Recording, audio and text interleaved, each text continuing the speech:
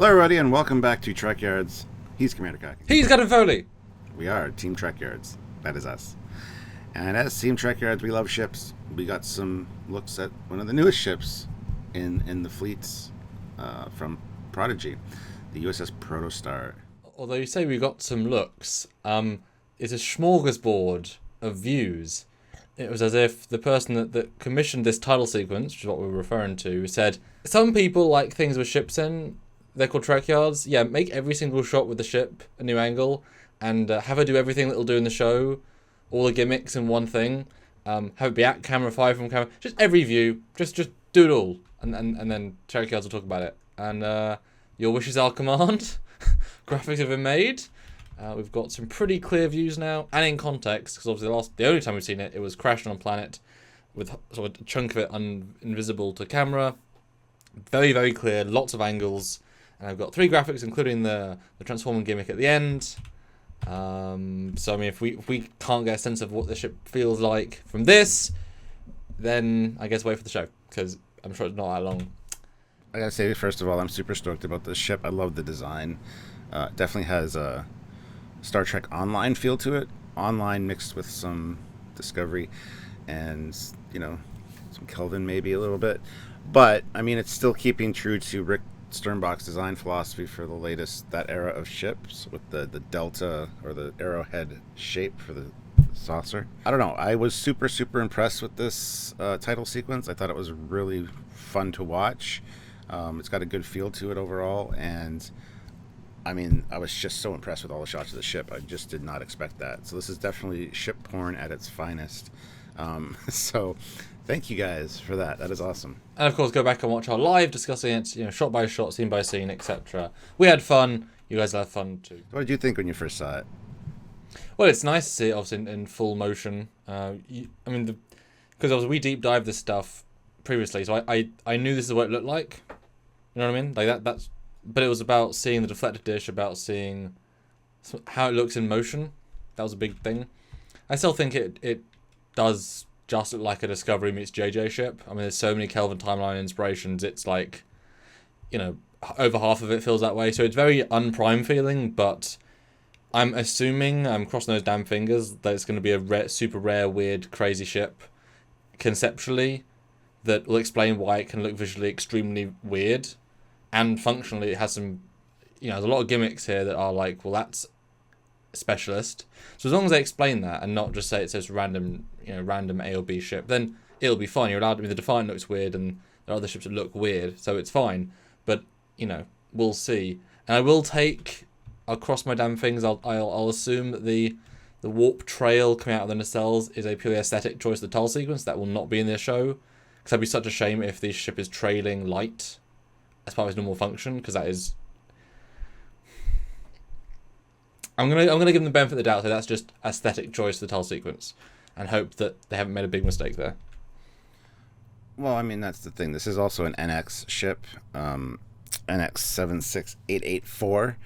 So it is an experimental ship of some sort, which we might as well just start talking about the main feature of it that everybody's kind of talking about, and that is the transforming mode. I have ideas about this, so. Sure, that's the third picture. We can see top is its normal, second picture at the bottom left is it's half transformed, and then it creates a third apparent engine, and the effect does this fun classic effect where the lens goes from like a more zoomed in to a more wide angle, so it creates distortion, and then it kind of, so it's clearly a drive of some kind. Yes, go for it. You're a big Transformers fan, so how do you feel now being a canon Transformer? It's cool. It's a great addition, but yeah, I mean, it's a cool enough feature. It's got the variable geometry warp nacelles as well. Once that middle part comes out, the lower ones drop down, much like Voyager. And I think the name Protostar speaks volumes, because I think that third nacelle, which a lot of people are kind of freaking out about, is actually a wormhole generator.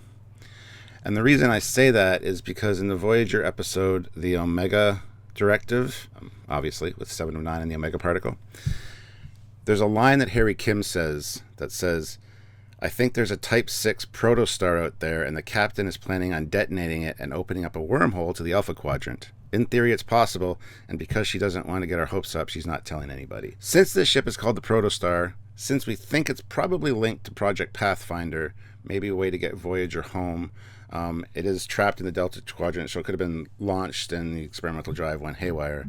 Who knows? But I think the Protostar and that link from Harry Kim, I think that middle drive is just a generator of sorts to perhaps create some kind of artificial singularity in front of the ship and maybe have it go faster. So I don't think it's necessarily a nacelle. A lot of people have been freaking out saying it's a booster of sorts, like a rocket booster or speed booster. And I don't think it is. I think it's more of a projector to, set up a wormhole or something like that. And I think the name is interesting as well, Protostar. We kind of thought that when we first heard it. I don't know if there's a link there, but I think it's really an important thing to point out for everybody. Well, that was a lot of information I didn't expect to get. To process all that, and I'm certainly not sold it's a Pathfinder-based thing because the timeline doesn't necessarily work for me, but we'll see. I mean, I think part of this is they want a gimmick to look cool for kids. Anything wormhole generator would make more sense to fire the deflector and just a pulse. So already it's that's an interesting idea, but that also make it a god ship, and the fact that tech isn't in Picard, isn't in Discovery season 3, so it's another plot holey element. And even if it went wrong enough, what's the point in it must work because they're using it in the tile sequence and clearly playing one of the gimmicks. It must work to some extent, otherwise they wouldn't be showing it. It needs to be a core part of the design of the ship. But aesthetically wise, using a deflector pulse would mean, we've seen them use transwarp conduits, we've seen them do a lot of things with the deflector. That's like 8 times out of 10 that's how they do that. The way it's presented, and I like what you said there about it's not a booster, but that's exactly the visual they're presenting us. It looks, it hypercharges, it turns on, it looks like a booster rocket. This is for kids, and the visuals are more aligned towards that, so it's clearly vibing that way. But to have the exact same energy ribbon feel as the main nacelles, and even have a similar vibe, it looks like another nacelle. That's how it's functionally presented, like another nacelle. And then even the way I do like the way it's shot in the final moment on the top, where it's kind of piercing through space. So it's not slipstream because slipstream doesn't look like that. And you definitely don't need third nacelle boosters for that. So it's probably, I would just say another experimental drive system of some kind. But it does feel like a gimmick to me. But so did the Voyager's warp nacelles. But also you sort of ignored them within about 4 episodes because they're just, they did the thing. This is like hey, we're doing a thing.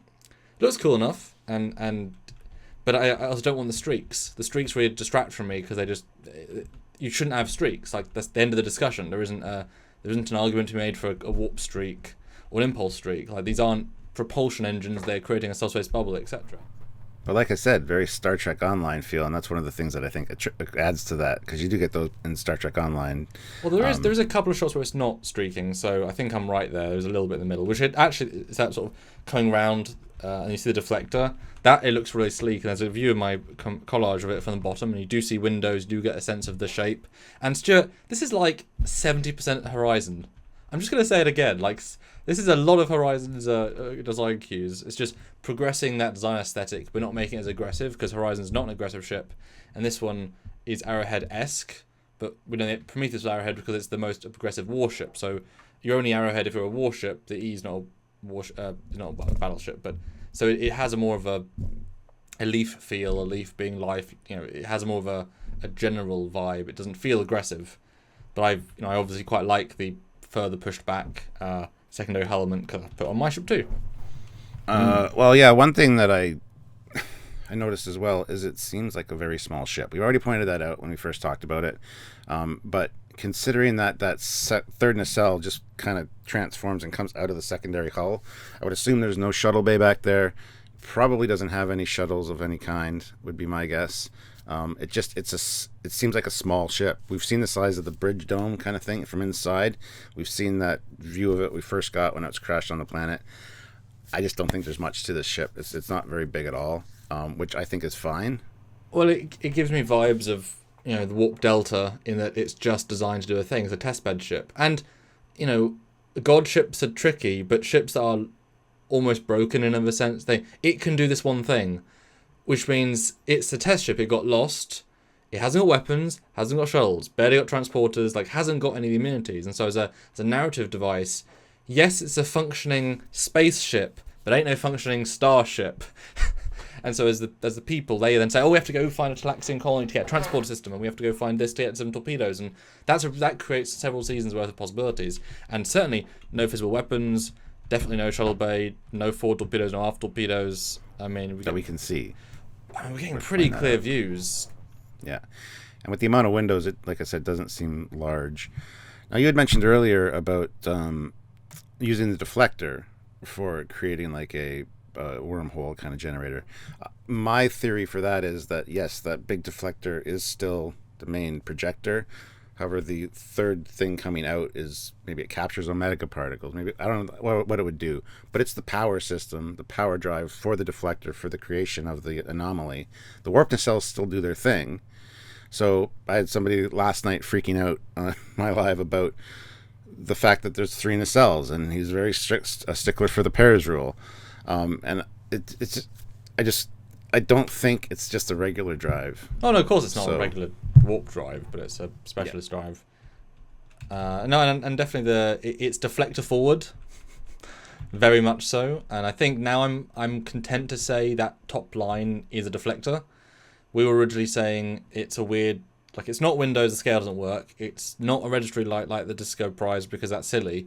But the way it feels flowing forward, it feels as if it needs 2 deflectors, the primary and secondary, both work in unison. You know, if everything's based around the specialist drive, then everything should need to be there specifically. So I can kind of see that, and it does give it quite a. I mean, again, I'm getting lots of Horizon vibes here, so sorry about that. But as it comes forward, it's got a lot of simple glows, but it's very effective. It's almost beyond sleek. There isn't much more sleek you can get, let's be honest. But luckily, when you go to that top view, it looks more conventional. It's only that front view that kind of deceives you with kind of Flight and Navigator, very sleeky shapes. But that's why this was so good at seeing it in motion, because it does look different in different angles. It does look very different in different angles. And it is a great design. I really enjoy this ship. I really want one from Eagle Moss. I do like the way this looks. Now, with the 2 deflectors there, it could be possible that one is for standard just space flight. The other one is for specifically generating these, whatever it does with this experimental drive as well. So, well, it is a small drive, just long. It's weird. And if it's a tiny ship, that's a very small. And maybe that's why the other nacelles fold down too, to lower the profile of the ship, because it only can generate something a certain size. Because really, there's no reason for those nacelles to fold down. I mean, if they explain it like Voyager, where it's like, you know, not as much damage to subspace, which never really explained or went anywhere and never used again. I don't like the fact that they do that. I wish they would have stayed up with the third drive, because then it looks very Dreadnought-like, and we know that I like that. Yeah, no, I think they wanted their cake and eat it too, to create a different aesthetic, to make it extremely clear to the audience they're moving, and to be able to have both the Reliant look and the classic look. It's pure aesthetics, and which obviously I'll just say, well, they need to do that for the drive, which is fine. I think it works quite well, and I'm assuming that's going to be a super specialist, like rarely used, almost like the Omega 13. Like, well, we have it, we could use it, but this is going to be a thing to use. Maybe it's like a Lost in Space thing. Like, if you use it, you're not sure where you're going to end up. So you could end up in a worse situation than you already are. The problem with I like that in concept, but the problem with that gimmick is that they're in the Delta Quadrant, and especially if we're, you know, one of the villains of the entire show is one of the main character's father on his asteroid base. So it can't be going 15,000 light years away. That villain becomes irrelevant at that point. So it's gonna be barely working, if not working. And that actually might be like the season arc, getting the drive back operational. That could be, because the title sequence doesn't need to show. I mean, we haven't seen the Borg get in lower decks. It's in the title sequence, so it's irrelevant as to what's in it per se. Just showing this can do this. So that'd be kind of a fun thing. You know, we want to go to Earth, we want to go wherever. Let's fix this drive. Yeah, well, maybe it's specific, like a slingshot drive kind of thing, where it's programmed for wherever it starts out up or fires up is where it automatically returns to. So you can think you're jumping somewhere, jump way the hell over there, but no matter, your next jump will automatically bring you right back to the starting point. So it's always this planet, because maybe the initial test run, it crashed, lost all power, so when they fire it back up and it reorients itself, it thinks that that's its home base. So they're always having to come back, no matter where they go, to this planet, which if the bad guys know that, they'll be waiting for them each time, which is quite an interesting idea, actually.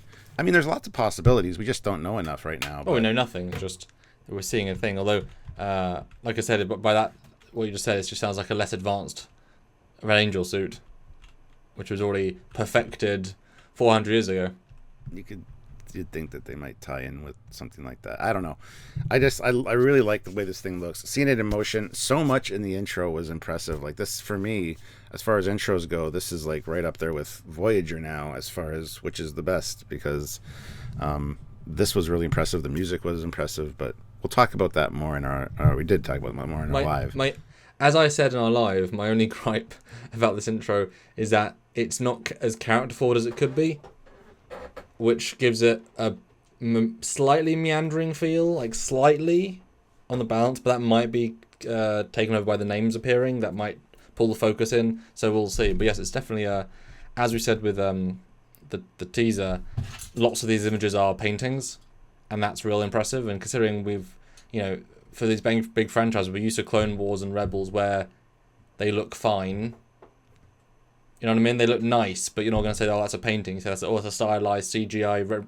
This is like, oh, this is nice, And it's not gimmicky painting art like Discovery Wars, where it's like, "Oh, we're being very Westworld and fancy." It's like, no, it's all good. It's all good. Although one thing I want to bring up is I know we had some slight blowback on the size of the ship, but you can literally see the bridge, extremely blatant. You can even see the captain's chair on the top at the end. I mean, you can sort of understand that is the shape, that top thing. And so, yes, the entire thing is open, confirmed. It ain't huge. It ain't small, but it ain't huge. But if that's just the bridge, like there isn't much of the ship, and given there's almost no windows, and they're also very small. I mean, this thing's going to be claustrophobic. And why would you put windows on a test drive ship? I like those limitations. Although I do appreciate at least there's windows on the bottom, because I was kind of worried it would be a weird vibe. And again, very, very similar to the Horizon hull by having the straight line and then the dip. Like this almost feels like Horizon. Well, this was based on the Horizon, as in like in the universe, or I guess the vice versa. Because mine was designed after in the universe. Damn it. Oh well. I just got to say too, looking at that transforming sequence stage by stage is quite nice. I do like the way it just opens up and fires up that thing. That looks really cool. Which makes me wonder if Eagle Moss does this, is there going to be an articulating one, or is it just going to be it? This is the problem now, because you've got the standard ship and you got the drive ship. So will they have two separate ones that they're going to have? Well, it's 6 or 7 years later. They've never done a warp nacelles up for Voyager, so that's true. But this ship with that gimmick, like you'd think that's something I might want. You would think CBS would push for it, yeah. They would do too. I mean, there's no chance they'll articulate, but I mean, buy two. That being said, Playmates is doing Star Trek toys again, and they did some fantastic ships back in the day. So that could be like a toy that they would make that would transform, because they had transformable ships before. So, and if it's a kids show, you Playmates toy company make a toy. I do like these nacelles in general, but this whole ship is a caveat. It just feels like a J.J. Abrams / Discovery ship. So everything's caveated, but everything is on that closer to a good design of those things, So it aesthetically, it's clearly that universe in terms of their progression of that art design. But it's like, okay, but everything's been, like the nacelles are not too long, they're not too space apart. Everything has they're almost a little bit too space apart. But I do like the nacelles. I guess those are outer warp grills. I guess they're not inner, they're outer. Okay. I think I like how many glows there are, but it's, again, this is that line of kids versus real canon, because it's like, well, why is there this much? They're not all going to be warp coils, are they? That seems silly. But what are they on the JJ prize? That doesn't matter. They don't know. What do you think of the nacelles? I really like the nacelles. Like you said, it takes some elements from JJ, but it makes them refined enough that they could be like an advancement on what we've seen in Trek. Like it feels really good. There's a nice balance here. I love the proportions of the ship. I love the way it looks from the front to top. The neck's great. As weird as that is, just the neck's great. How it all connects. There's a lot of great elements to this ship. Like it is going to be one of my favorite ships. I can tell you that right now. Kind of got a unique Bizarre collector configuration, kind of inset a little bit, which is interesting as well. Could be, again, part of the particle. Yeah, I was going to ask about that, because they're extremely minimalist, but I do like them. I like the choice of details. But if this thing, this thing needs... The Bizarre collector's taken normal matter, turned into antimatter, etc. as part of the reaction. if the ship doesn't use that a lot, and if it's not designed for long-range missions, you don't even necessarily need missile collectors, because those are for long-term things. And that'd be another fun problem if they only have, like, wisps of one where they can barely do anything. That's another good plot point. And so I kind of like the lack of them. Now, if they don't have any and they're just lights for the sake of lights, that's a shame. But again, cartoon with kids in mind, that line is tricky to consider. Oh, and there's under nacelle glows as well. Under nacelle slits. And there is like that highway it's riding on at one point where you see like graphics. And it says bridge, it says warp drive activate. So it looks like it's going over the L cars kind of displays. So, I mean, you got some interesting looks there as well. It's worth pointing out, since you're talking about the Bizarre collectors, if you focus in on the center one, it does protrude. It does have a unique look to it compared to the other two. Like the first shot of it from the top, really. It definitely has a different look. So, and it really starts to flare up and glow bright as it goes faster. So, I don't know. That could just be aesthetics. It could just be for the intro. It could be artistic license. Who knows? But I'm really kind of stoked to see this thing. It still clearly is a modern Trek aesthetic rather than classic Trek aesthetic. So I kind of hope the interiors are on that line between not just looking like Discovery stuff again and actually having a conventional feel, because the bridge thing feels out of place. Where on that line they go? Lower Decks is super conventional. This is going to be... We'll see. Cool. Well, tell us what you think about the ship, guys, in the comments, and I'm sure there'll be another trailer soon where we'll get to see even more of the ship, and we'll jump right on that. And guys, don't worry too much about the thing with the transforming. I mean, it's the gimmick, but look at, again, Voyager nacelles, barely used them. Look at Enterprise D, source of separation, barely used it.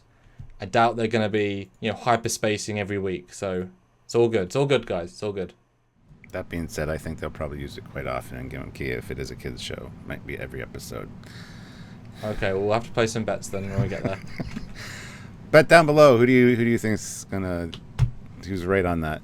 But yeah, comment for sure. Hit that like button. Don't forget to subscribe to the channel so you don't miss any content from us. And to make sure you don't miss it, or at least get a better percentage chance of not missing it, hit that bell notification icon to all.